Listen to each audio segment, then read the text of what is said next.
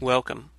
I'm Sebastian Mahfood, and you're listening to WCAT Radio, the on-air wing of En Route Books and Media, bringing you the dulcet sounds of Catholic wisdom. Good afternoon, everyone, and welcome to another presentation of the Faith-Based Online Learning Directors Workshop. This webinar, entitled Correlational Study Using Learning Analytics and Student Interactions in Online Learning.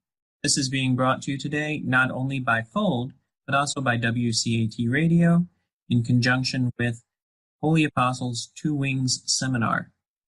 So I'm delighted to introduce to you Dr. Vicki Dunnam, who is a learning, technology, and research professional consultant, formerly the Director of Online Education at McMurray University in Abilene, Texas.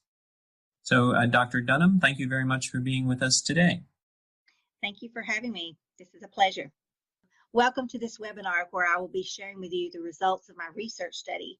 First of all, I'd like to tell you that I do have a passion for online learning and have had opportunities to deliver and develop online courses and lead online programs in both the K through 12 and higher education environments.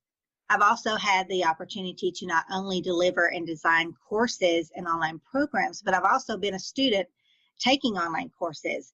And I feel like that this has given me an advantage of seeing both viewpoints when delivering and developing these online courses and online programs.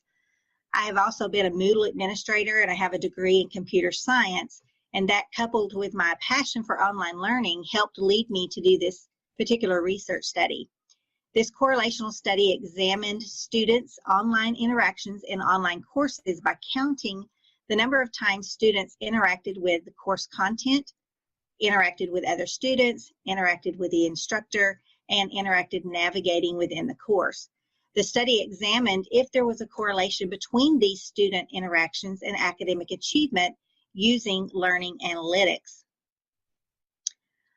Online learning encompasses areas such as designing the online course. You have to apply online pedagogy, develop online instructional strategies. You have to determine the right type of communication methods, determine how to assess the students, and developing strategies for student collaboration and other students. Online learning has opened the door for students to advance their education and has changed people's perspectives about education. The flexibility of online learning is one reason for its popularity and growth.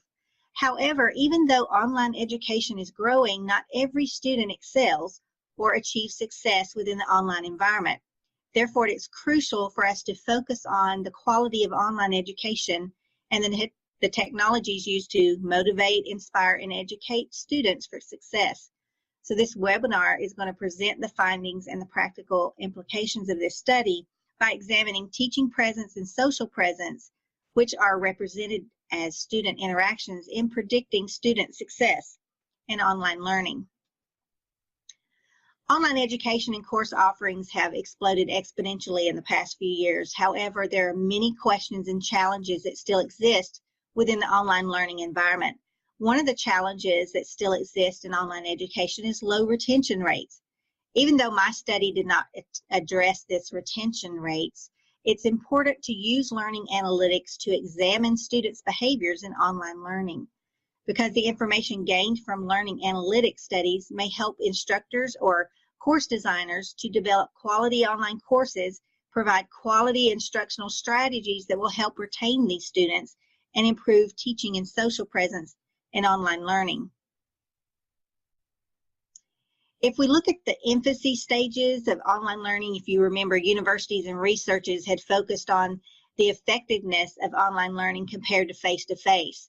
The faculty felt challenged and intimidated and considered online learning to be inferior to face-to-face learning. However, in a recent report by Allen and Seaman, it showed 69.1% of academic leaders now state that online education was critical to their long-term strategic plans. This paradigm shift from accepting online learning as an efficient mode of learning is shifting now to examining students' behaviors in online learning. These changes in accepting online learning provides opportunities for universities and instructors to benefit from research that investigates these students' behaviors and patterns. With faculty now accepting online learning, this brings opportunities for research to explore student interactions while taking an online course, to examine their patterns as they identify, so that you can identify students at risk that could help enhance instructional strategies to improve student success. Researching student behaviors and patterns in online courses have been made possible through learning analytics. The Society for Learning Analytics Research, which is also called SOLAR, defines learning analytics as the collection and analysis of data generated during the learning process in order to improve the quality of both learning and teaching. For years, we have universities that have used learning management systems to deliver online courses to students. However, the data stored in the learning management systems have not been used to guide quality instructional strategies, which could improve online learning and student success. Learning analytics provides a powerful resource for researchers and teachers that can evaluate the effectiveness of teaching and learning in online courses. The emergence of learning analytics and the ability to examine student usage logs, otherwise known as digital traces, from online courses stored in a learning management system bring opportunities to explore teaching presence, social presence, and student success in a unique way. Using learning analytics supports other research studies that confirms the importance of using learning management systems for a better understanding of teaching and learning in online courses. Therefore, using learning analytics provided an opportunity that was unique for this quantitative correlational study to investigate teaching presence and social presence by examining students' interactions with content, instructors, system, and other students. The community of inquiry model was the theoretical model that was developed by Garrison in 2000, and it was used in this research study and has been found to be valid among online educators and researchers. This model represents three presences that must be present in order for learning to take place: teaching presence, social presence, and cognitive presence within the online learning environment. These teaching and social presence represent students' interactions to the content, instructor, and to other students and to the system. Student interactions are essential to learning in the online learning environment. The way and the degree where instructors, learners, and the learning environment interact with one another is determined by distance, not geography. Therefore, you have students' interactions with instructional sources, interactions with instructors, and students. All these influence academic performance in distance learning. And this has been noted by Moore's transactional distance theory, which states that it's measured as the learner's interaction with the learning environment. As we look at teaching presence, which is one of the elements of this community of inquiry model, it includes course design, which is represented in this study as student-to-system interaction. The student-to-system interaction includes interactions between the student and the technology delivery system. Navigation within an online course refers to browsing through the learning management system to access different content, such as maybe taking an online test or uploading assignments or even looking at the grade book. Each of these features of the course design serves a purpose and allows the students to interact with these unique features of the course to promote learning and communication.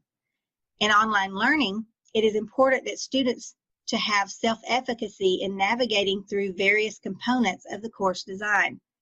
Researchers have found it is important for the student to be familiar with navigating a course and having the ability to interact with these technical tools as crucial and necessary to the learning process, and it also impacts all other forms of communication that the student has within this online course experience. The next element of teaching presence is facilitated discourse. Facilitated discourse is represented as the student to the instructor and the instructor to the student interactions, and they're related to any communication between the students and the instructors.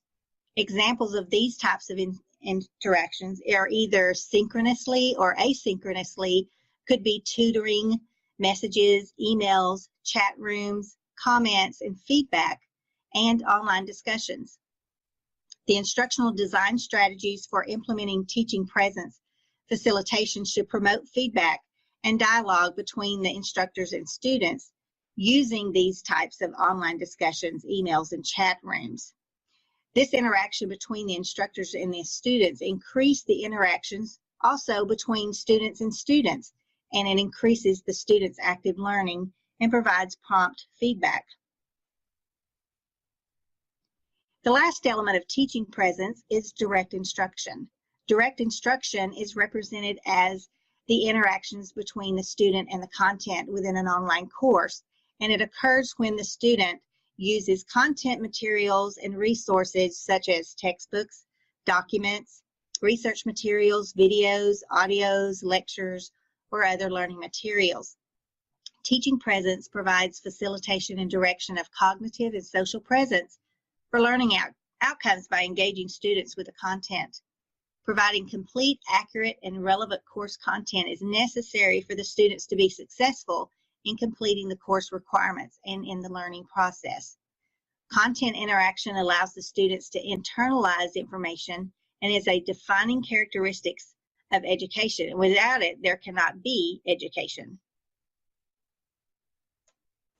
Social presence is represented as the student-to-student interactions, and student-to-student interactions are included through course discussions, and they are the most influential feature, of the online course, and it is a key factor to success in online. These student-to-student interactions are also referred to as peer interaction, and it involves the exchange of information.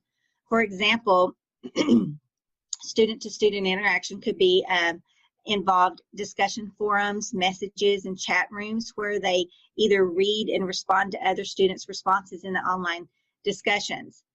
The interaction here depends on the frequency, the timeliness, and the nature of the discussions. If we look at my research study, my first research question stated that when learning analytics, is there a significant correlation between number of student content interactions and the number of student-to-student interactions in graduate students taking online courses? The null hypothesis states that there is not a significant correlation, where the alternate hypothesis stated that there is a significant correlation. We can see from the results of this that the student content and student-to-student interactions were strongly positive and significantly correlated, with a medium to large bivariate correlation of a 0.42, where the post-hoc statistical power of the test was 99% in detecting type 2 error. Therefore, for this research question, we rejected the null hypothesis because there was a positive significant correlation. In research question 2, we see that when using learning analytics, is there a significant correlation between the number of student-instructor interactions and the number of student-to-student interactions in graduate students taking online courses? Again, our null hypothesis states that there is not a significant correlation, where the alternate hypothesis states that there is a significant correlation. The results of the study for research questions 2 showed that student-to-instructor and student-to-student were strongly positive and significantly correlated, with a medium to bivariate correlations of a 0.32. The post-hoc statistical power was 97% in detecting the type 2 error. Therefore, we rejected the null hypothesis for this question. In question 3, when using learning analytics, is there a significant correlation between the number of student system interactions and the number of student-to-student interactions in graduate students taking online courses? And we see the results here is there is a strongly positive and significantly correlation between student-to-system and student-to-student, with a very large bivariate correlation at a 0.61. The post-hoc statistical power was 99% in detecting a type 2 error. Therefore, we rejected the null hypothesis. It's interesting that this correlation here between the student system and the student-student was higher than the other two, and that has to do with the course design and navigating around the course.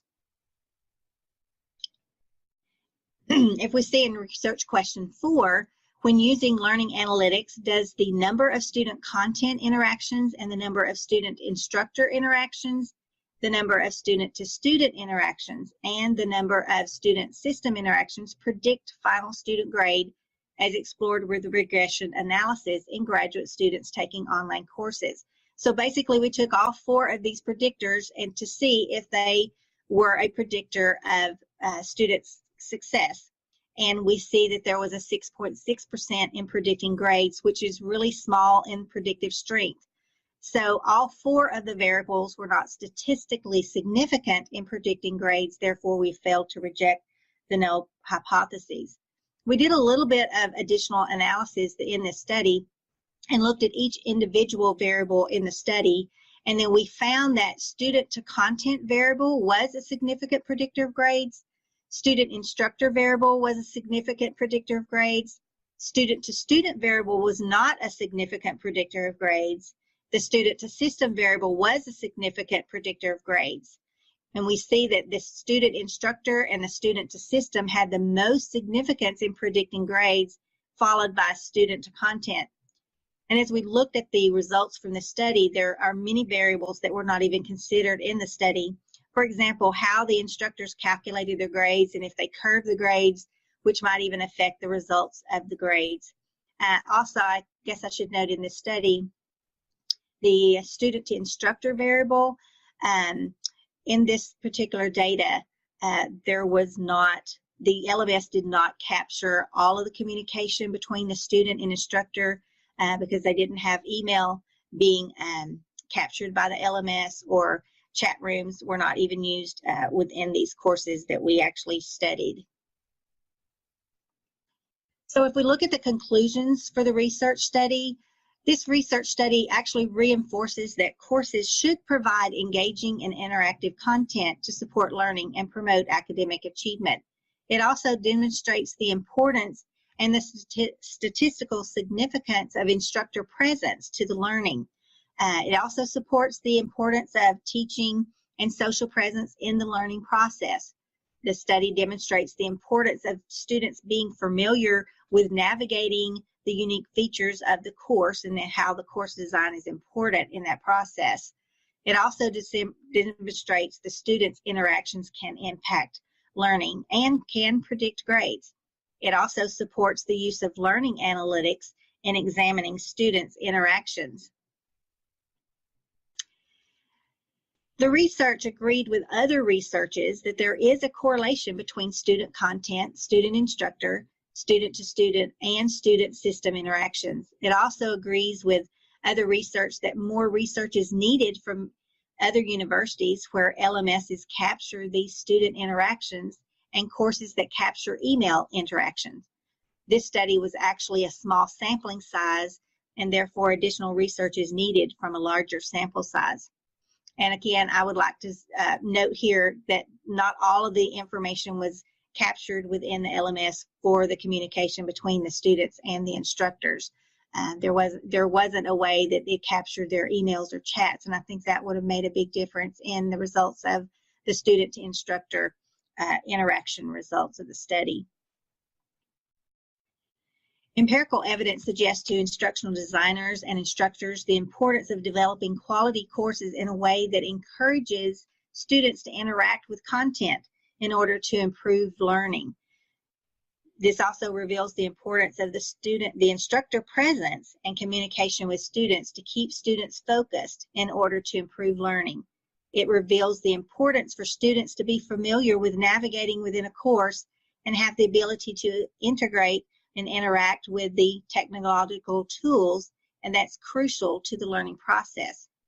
It also suggests the importance of universities to incorporate maybe the community of inquiry model framework when they're developing their course designs and their online courses. It also provides educational institutions explanations about learning based on accurate reflections and data analysis from LMS. It also shows that it moves research from just surveys where you survey students to actually examining the student usage log data to reflect the students' actions, which may help explain their behavior and the learning outcomes. Using learning analytics may provide changes and improvements to curriculum development, student learning outcome, and personalized learning by identifying student weaknesses. It also provides data by using learning analytics so instructors can engage specific strategies that meet their curriculum outcome and determine how to improve student performance. It provides the opportunity to use learning analytics to predict learning outcomes and an opportunity for instructors to observe the number of times students log into a course, which can suggest predictors of student success or failure, and it gives an accurate picture of the student's personalized learning experience during the time the student is actually taking a course. I believe in one of the researches, Yale University had actually created a study where they actually, I can't remember, it was a signal that they placed inside the course, which looked like a traffic light, and it indicated red, yellow, green for the student so that the student could see where they stood in that particular course. The instructors could see that as well, and that would help the instructors to decide if they needed to change any of the instructional strategies that they were using in that course to help the students become successful.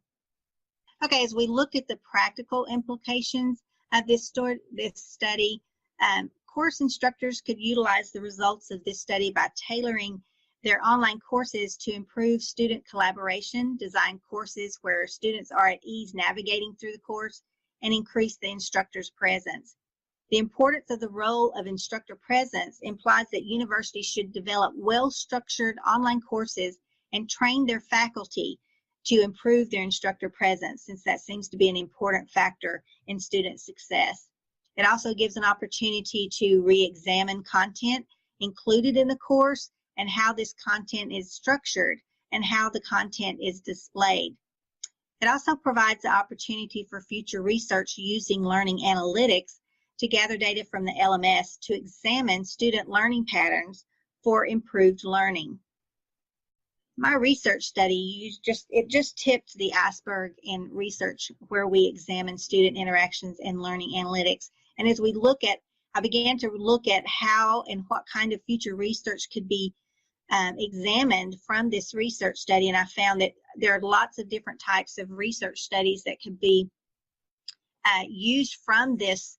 My mind just went crazy there, different researches that could be examined. For example, why did student-to-student interactions, why does it not predict grades?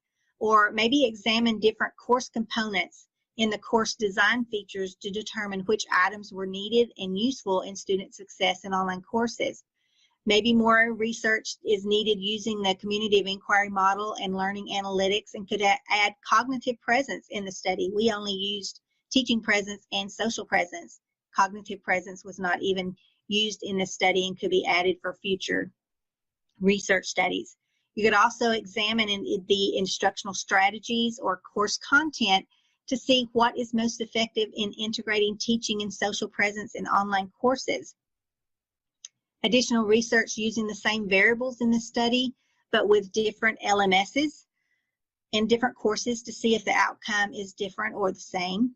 You could examine other courses that actually use chats and messages to see if those provide different results for the student to instructor interactions, since this particular research study did not use email messages or chats because it wasn't recorded in their LMS. Future research could examine these interactions within the university by specific departments or programs. You could actually examine maybe a high, medium, and low count for each of these predictor variables to determine how these count variables affect the grades. You can investigate how these results relate to best practices when you're designing online courses. And you can see that instructors and instructional designers could apply their knowledge of how students learn and interact and use this knowledge when they're selecting specific activities or content and strategies to help improve the student interactions. You could also investigate other methods of communications that can be used in examining student-to-instructor interactions. You can investigate the methods that instructors use for calculating grades and the effects that this would have on the predictability. And also the universities could utilize ways to display students' interactions during the course to help the instructor and the students visually see where they are academically. So my passion for online learning has now been expanded to include research examining student interactions in online courses. And the cliche that says actions speak louder than words sums up how using learning analytics can be used to examine students' actions within a course instead of just using surveys. By looking at these digital traces that are collected in the LMS can give meaningful results when examining these students' interactions, which collect the actual student actions that they take every time they click within the online course, and that's stored within the LMS. The results of my study did not portray what I thought it would, because I didn't consider how overachievers and underachievers could affect the results since I was just doing a count. But it also gave validity to many of the things about developing online courses that I have been expressing for years, and definitely affect the way I will train faculty for teaching and how I develop online courses as an instructional designer. So if anyone is interested in pursuing any of the future research topics that was discussed in this webinar, I would just love for you to contact me. And you can see here my contact information if you want further information or want to discuss my research further, or if you even have ways that you want to have future research done, just please give me a call. I'd love to discuss that with you. Now, thank you for allowing me the time to actually show you the results of my research study. Back to you, Sebastian. Thank you so very much, Dr. Dunnam, for this excellent presentation that you provided us with today. We have a couple of participants in the conversation with us, Roland Guyton and Larry Hopperton. So do either of you have a question or comment for Dr. Dunnam? I'll start off with a good comment. This is Roland Guyton. I want to thank you very much for showing your research. It's always good to see data that backs up gut feeling. It does. But I mean, that is like that, I think I had my microphone on mute, because when you got to the point where you're basically showing the need for faculty to actually be trained on how to interact with their students, I think that seems to be a large problem that I see in our online courses. Mm-hmm. We have a tendency sometimes to get onto students when they don't log in enough or participate enough in courses. But we need to spend a little bit more time also checking our faculty, because a lot of times they're only logging in maybe once or twice a week, and they're not providing that feedback that the students are actually craving or needing in order to achieve better in the course.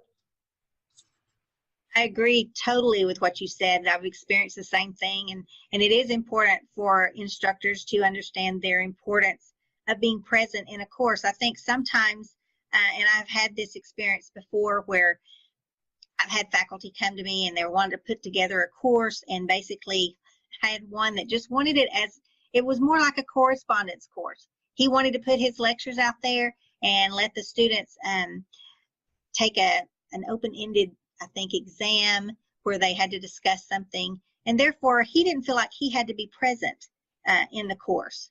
And that was very unfortunate, because I think we all want to know that faculty member exists, that they are a person, and I try to stress the importance of the faculty to do audio and videos, because you want the students to be able to see the faculty, and they portray them as a real person.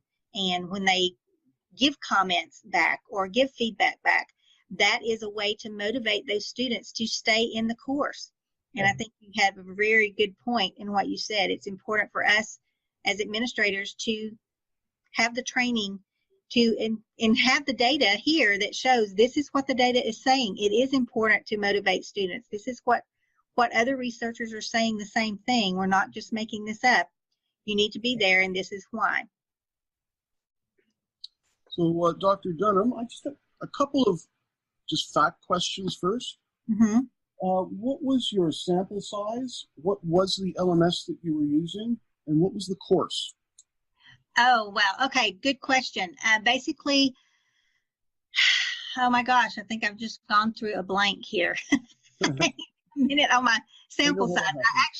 I actually used Moodle, and I actually had several different courses. It wasn't one particular course. Basically, we had educational courses and some counseling courses within a university here in the southwest part of the United States. So the Moodle part was really exciting to me since I was a Moodle administrator and I knew how to go into the backside of Moodle and capture all of that data. Let me get here and find my sample size. I actually had a sample size that was greater than what I actually needed. I had 134, and then I had to take out a few. So I think I ended up with 132 total sample size. Okay. So that's a small size. It was actually from courses that were taught in the fall of 2015, some spring 2016, summer 2016, because I was using the same courses that were taught in different times to get to the number that I needed to actually do this research study. I needed to have at least 115 for the correlational, but I needed to have 129 to do the regression analysis. Right. Did you use discussion forums? There were discussion forums. That was one of the factors that had to be part of the study before I could use the course, was that they used discussion forums. However, I didn't realize when I received this data that they were not using emails or chat sessions, which would make a difference between the instructor to student interactions. I also did not capture when an instructor maybe gave comments or feedbacks. You know, sometimes instructors give feedback to assignments, and I really wasn't looking at assignments for this particular study. Sometimes instructors give feedback through the results of a quiz, and I did not capture that as well. So there's other variables that could have been included in that student-instructor interaction in a study that was not captured. Okay. The reason I'm asking, way back when, in the olden days when I was writing my thesis, Mm-hmm. I was using a purely text-based system called Participate. And so everything was coming out in text, and I found that I was looking at the way ideas were clustering. And in doing that, I created an analytical tool for the actual conference notes based upon, here's the reference, Newman, Webb, and Cochran, 1995, Content Analysis Method to Measure Critical Thinking in Face-to-Face and Computer-Supported Learning.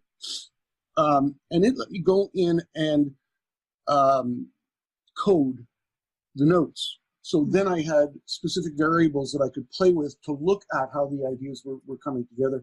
I wonder if something like that wouldn't be useful. It's bothering me that you didn't find an effect for student-to-student interaction. I know, and that was interesting to me as well, because other studies had shown the same thing, which it wasn't just my study. So I thought that was kind of interesting too, and I think that Sebastian had even made a comment to me when I was going through this research study with him of the different cultures and how different people perceive learning and perceive their instructor, which would affect the way that they do online discussions. Right. Sebastian, do you remember having that discussion with me about the cultural differences that could affect those online discussions? Because a lot of discussions have looked at exactly what you're talking about as far as the content of the discussions as well. Mm-hmm. Oh, sure. This was in the context of my work in intercultural competencies, using the United States Conference of Catholic Bishops Office of Cultural Diversity Guidelines. The cultural differences are interesting variables that may skew results. You're right. I think looking at this data, I didn't realize about the underachiever and overachievers and those that do thrive on online discussions. Other people have talked about online discussions have been used in online courses, but now we need to really look at critical type thinking and how we can help the students, really make discussions more interactive. And, a lot of times that's not the case. They just think it is an assignment and they don't see the importance of the learning process that online discussions can actually make. And I just remember being specific with faculty members that would put on online discussions in their courses, and they'd say, well, none of the students are responding to each other. And so, of course, we said, okay, let's say from Sunday to Wednesday, they are to read the discussion and make a post. And then from Thursday to Sunday, they have to respond to other students. And I think a lot of these course designs, I didn't really have any, since it was for my dissertation, I couldn't see the data beforehand to even determine how did they design the courses. Were they in Moodle? In fact, I contacted Moodle because I don't know for a fact, I didn't look at all the courses to see, but in Moodle, you can create what you call a label, which is basically just a line of information. And some of the people can use that label as like a web page and put lots of links within this label. Well, when Moodle captures that, and they had, say, 3 links within this label that they were using, then the LMS is only going to capture that they clicked on it once, even though there were 3 separate links within that label. One of the things that I contacted Moodle about is that they needed to make sure that these labels are actually labels and not a way that they could put hyperlinks in, so that Moodle could actually capture every click that a student is making, because those links could have been links to different content, which would actually skew the number of times that a student actually did click on student content. So those are things that even not just Moodle, but any LMS should make sure that if they're going to use this data for analytics, that they need to make sure that every click that a student clicks on within a course is being captured by the LMS so that it's accurate, and the results that you get are going to be accurate and true. Yeah, I think that unfortunately, with the emergence of Web 2.0, that's becoming more and more commonplace. The fact that you can, from within the LMS, you can branch out into either third-party tools, that just don't capture, that just can't capture. Good example, now, we integrate Zoom into our courses. So so I have to remind faculty members, okay, if you're going to integrate Zoom into your course, please make sure that you go back into the Zoom tool and look at your data, because from within Moodle, all you can do is tell if a student clicked on it. From there, you can't do all the other stuff. It doesn't capture all the other information, but Zoom still does. Obviously Zoom still will tell, the instructor, the student was on for 20 minutes of your 45-minute lecture, and 25 minutes of that time, he had another window open. But just the LMS itself is becoming more and more commonplace, that more things are starting to have, the LMS is the hub where interactions begin, but then now they just move outside of it. So many more things happen outside of the LMS that it is hard to capture. You make a very, very good point, because the same thing is with lectures that faculty create their lectures, and those are stored on an external server somewhere. You can't capture whether the students watched it 2 or 3 or 4 times, whether they downloaded it, if it was a downloadable lecture that they were able to download, and then the student can watch it or listen to it on their own device that's not even connected to the LMS. There's a lot of things that I think, using learning analytics, there's a lot of things that are going to have to be combined, where when you go out to external sources, that there's a way to capture that data. And I think that outside sources are going to have to make it available to capture that data so that, learning analytics can use that data not only just from the LMS, from their external sources as well. Yeah.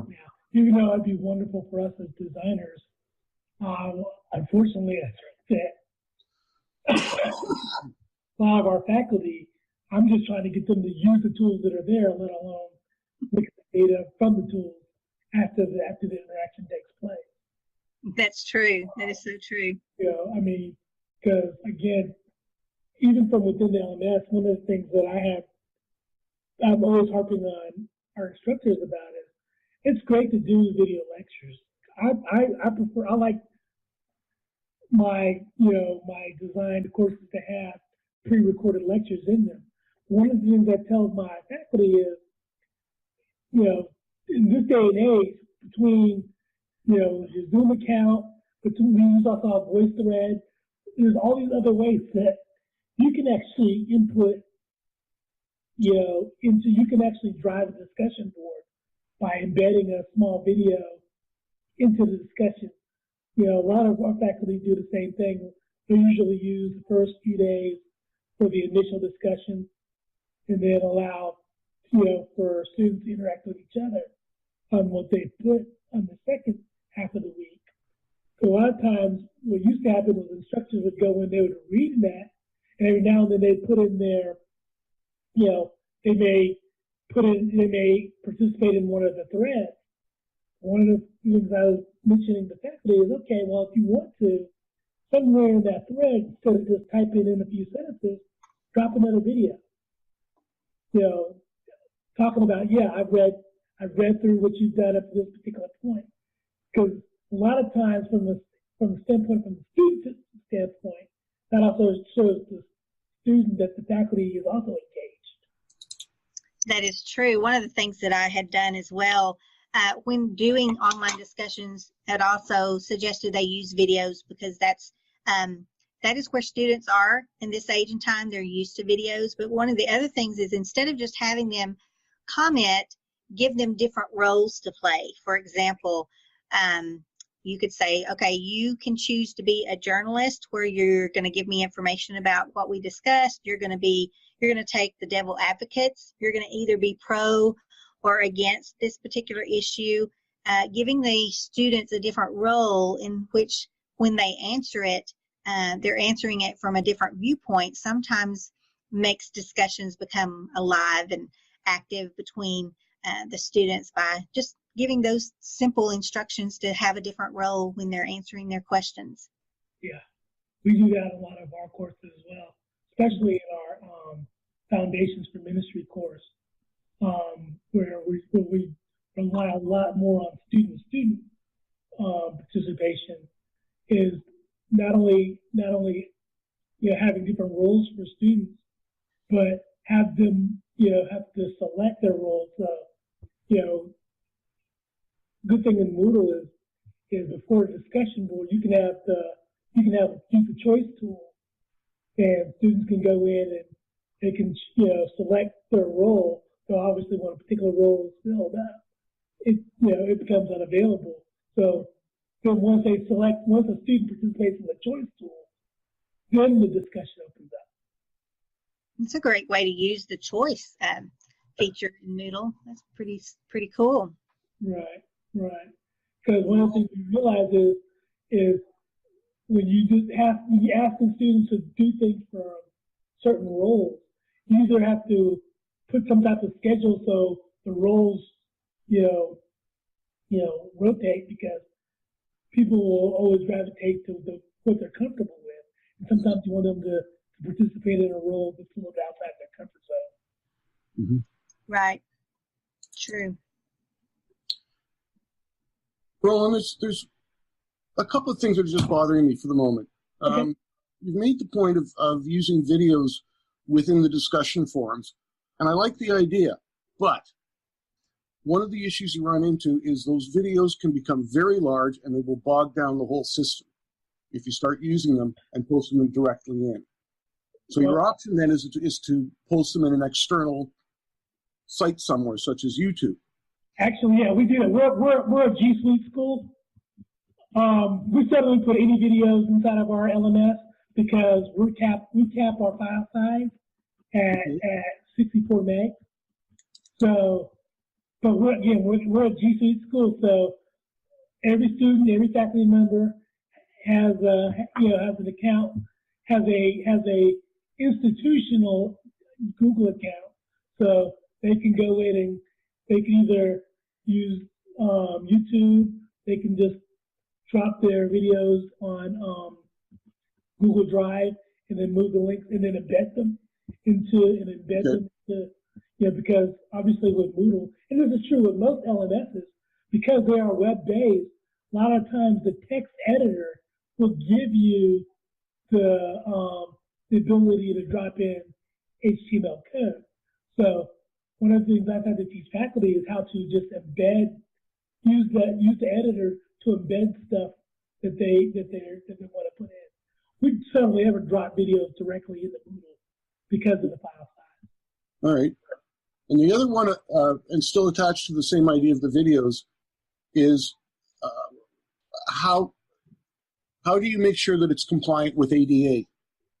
Yeah. Well, because now I've got, how many people shooting videos of whatever quality it happens to be. That is true. And I'm responsible for ensuring compliance. Right. Well, in some of our, like I said, in some of our courses where we definitely have, where we actually have to make sure that that we have multiple modes of displaying that content. We do have other tools available. One of the tools that we actually have that integrates into our Moodle system is a tool called VoiceThread. Mm-hmm. And then VoiceThread, not only you have the ability to obviously make your video or audio recording, but it also has the ability to put the text in there as well. Mm-hmm. So and for and again for all of our, I guess you can say, canned lectures, we usually tend to make sure that there's a transcript available. For the on-the-fly lecture, for like sometimes for this commenting and things such as that, unless there's a student in the course that has gotten the ADA waiver, most of our faculty aren't going to spend extra time to do multimodal content, because a lot of them, first of all, have trouble doing one mode of content, let alone multiple. So. That's a good point. That's a good point, Larry, because we actually, on the lectures that our faculty created, we used a student worker to convert those. We had a program that converted those to text format, and then the students would actually go through and listen and make sure the conversion of the text was accurate. So we had an option to put that in a readable text format to be ADA compliant. Okay. Yeah. Another point I wanted to bring up, and I'm not entirely sure how I'm going to make this work, but on the issue of student-to-student interaction, are you familiar with the work of Lev Vygotsky? No. Vygotsky was a psychologist in the Soviet Union. He was suppressed under Stalin, and his work only reached the West in about 1978. One of the things that Vygotsky had set out to do was show that the process of student-to-student interaction made a significant difference in learning. And so in his best-known experiment, what he would do is teach one student one thing. They would then go and teach to the next student. And in the act of teaching it, one student to the next, there was an embedding of the concept on both sides and a strengthening of the concept on both sides. Of course, it had the opportunity for the learner to challenge the teacher's student. And at that point, we're introducing a cognitive conflict resolved through some level of discussion. Mm-hmm. So there is a bed of information and experimentation that is available to support the idea of student-student interaction as a cognitive amplifier. Okay. Like, hey, I'd love to get, if you could, actually, you could drop that in the, just the author in the chat box. Sure. I'd love to just, put some stuff upon that. Because. Give me half a second, I'll go and reach your book. Yeah. Yeah, because one of the things that obviously for especially in like seminary where you're dealing with more adult learners, obviously adults come in with their own experiences, and a lot of times they're able to work off of each other to learn things.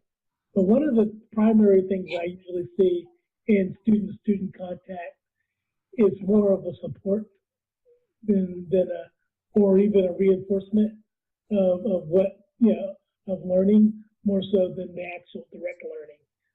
A lot of times nowadays, direct learning takes place in so many different ways that because students have access to content outside of just the instructor. Mm-hmm. A lot of times when you try to measure direct learning of students, what students learn in a course, it is kind of hard sometimes to measure what they may have learned from other students. I just seem to, again, one of those, I haven't pulled numbers on it, but just from the observation, a lot of times you see that students tend to use other students for support and for validation of learning more so than direct learning. Right. Yes. I've got the book here. Okay. It's called Thought and Language by Lev Vygotsky, Vygotsky, published by MIT Press. I've got the fourth printing, 1989. Okay, yeah. Yeah, because that just sounds interesting, and I'm always looking for new things to read. It's fascinating stuff. In my graduate days, I was working on a project called CECL, Computer-Supported Intentional Learning Environments, that was premised upon children interacting on the creation, defense, and attack of hypotheses. Yeah. And it was a Vygotskian-based system. Because it is kind of funny that a lot of times how you see how theories and things like that come back after time after time. Because obviously a lot of my studies, a lot of my work, I wouldn't even look back too far as 78. but just from what you're saying, it's amazing that a lot of it sounds like some of the new stuff that they're talking about in pedagogy, when you're talking about, self-determined learning and stuff like that. Mm-hmm. So, so a lot of times going back and look at the roots of where a lot of the new stuff is coming from. Yeah. It's really easier to that's great. Thank you. Yes, thank you for sharing that. That's great. I can't wait to read through that one. Yeah. There's always something more to read, isn't there? Always. We're reaching the end of our hour, and my apologies for having been so silent. But when we've got a couple of people who are very eager and engaging in conversation, my preference is to let those conversations happen without interruption on my part. But we have 3 minutes remaining. Are there any final thoughts from you, Vicki, and then from our two participants? I think that I just appreciate the opportunity to share the results of this study, and I really hope I get the opportunity to do additional studies to give more validity to some of the things that were studied and addressed from my study. So I'm anxious to see if other universities are willing to share their data so that we could do some more research and gather some more information in other LMSs or even other course subjects to see if there are any differences or how we can correlate those research studies. So if you know of anyone or you have any ideas, I would love the opportunity to discuss that with you. Certainly. And this is the kind of webinar that's going to be distributed among our 60 school network in Fold. And for those just tuning in, the Faith-Based Online Learning Directors Group. This particular talk can influence other distance learning directors to provide that information. And then in whatever way the aggregate of that information can be brought together meaningfully, that would be a useful project, I think, and definitely a publishable research article, Vicki, as you move forward to your next step with what you may do with this this material. Right. Larry? I was just going to ask if I could get a copy of the PowerPoints. Sure. I'm going to send those to Sebastian, and then I will actually post those online. I actually recorded my PowerPoint, so I may have both the recording of the PowerPoint before I actually did the session, and then we'll have this session as well. Okay. Well, thank you very much for your presentation. Thank you. Definitely. Thank you. It was a wonderful presentation. Information was great. This whole series has been wonderful. I'm glad it's been recorded because, I know I've been sending the links out. Unfortunately, it seems like, I know on our campus, 1 o'clock we close down, so everybody's in the wind at 1 o'clock. So hopefully they'll go back and look at it later. But I need to come work at your place, Ron. well, yeah, Friday afternoon, everybody's got to get ready to go start preaching. Sure, right. Oh, wow. Okay. Well, Vicki, or Dr. Dunnam, thank you so very much for your presentation. And we hope to see everybody back this time next week for a presentation by Aline Brunsilla, who is going to provide us with something great. But we'll get the description from him and distribute that to our constituency sometime in the coming days. So from all of us here at Fold, to all of you, God bless you and goodbye. We hope you enjoyed the program and will join us back for another show on WCAT Radio. This is Sebastian Mahfood. Good day.